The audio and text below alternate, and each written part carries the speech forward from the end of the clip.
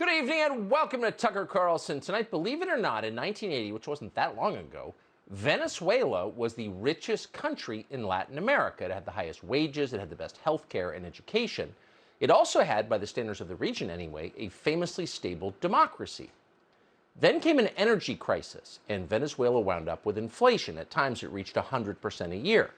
Inflation makes people poor, so in a very short time, the poverty rate in Venezuela doubled. By 1995, 66% of all Venezuelans were impoverished. Getting poor tends to make voters radical, so inevitably Venezuela got radical politics. You know what happened next. Venezuela is now rated one of the most miserable places on planet Earth. A few years ago, citizens in Caracas were reduced to eating zoo animals. There was no food, and for that matter, there was no electricity. So in just half a lifetime, an advanced society had reverted to the Stone Age. The United States is not in danger of becoming Venezuela next week, but we are moving closer to it. Inflation is a big part of the reason. Of all the economic crises a country can face, inflation is the most dangerous.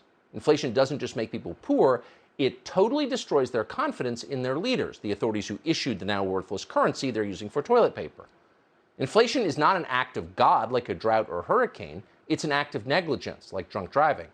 It is proof that the people in charge are reckless and stupid.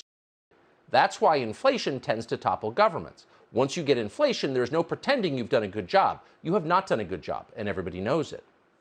So you can see why the Biden administration is very worried about this. Joe Biden has historically low approval ratings. Voters say inflation is their top concern. Those two facts are directly related. So Biden's most pressing task right now is reassuring Americans that he understands their suffering under inflation and under a rapidly worsening economy, and that he's got a plan to fix it. If he can't convince Americans of that, it may be a long time before we have another Democratic president. Thankfully, Joe Biden has a plan, or at least a new publicist, a silver-tongued wordsmith/policy guru called Karine Jean-Pierre. It is Karine Jean-Pierre's job to take this message of economic hope to the American people and save the Biden administration. She started Monday. Here were her first words from the podium. I am obviously acutely aware that my presence at this podium represents a few firsts.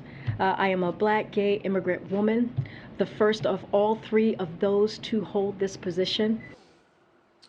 So that was a little confusing. It wasn't actually about America, it was about her. But still, we learned that Karine Jean-Pierre is a Black lesbian, the first ever in history, she reminded us, to hold this particular job. Listen carefully. It's a new day, America. How do you feel?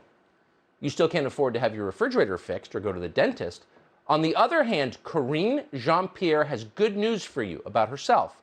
Karine Jean-Pierre has just reached a highly significant personal goal, and understandably, she is brimming with self-esteem. Congratulations, Karine Jean-Pierre. Your promotion is America's promotion. Hope it feels good. You're going to want to hold on to that sensation, the one you're now experiencing, and treasure it in the days ahead like a hand warmer as America becomes poorer than you ever imagined possible. And it is. As of tonight, parents across the country can't find baby formula. Oh, no big deal. Well, it is actually a big deal because as a result of that, several children have just been hospitalized in the state of Tennessee. Fertilizer prices, meanwhile, have hit record highs. That will mean food shortages around the world, famine in some places, starvation. It'll mean shortages here. Food inflation, Bloomberg reports, will, quote, leave no household unscathed. And then gas prices also just hit an all-time high. They're not going down. Mike Jennings, the CEO at a major refiner, says gas prices will stay high for the foreseeable future. Quote, I don't see any signs of it ending soon or well. And that's true of inflation across every major sector of this economy. Axios reporting tonight that, quote, inflation is pushing prices higher and higher, and some of those costs may never come back down to the levels Americans were accustomed to before the pandemic.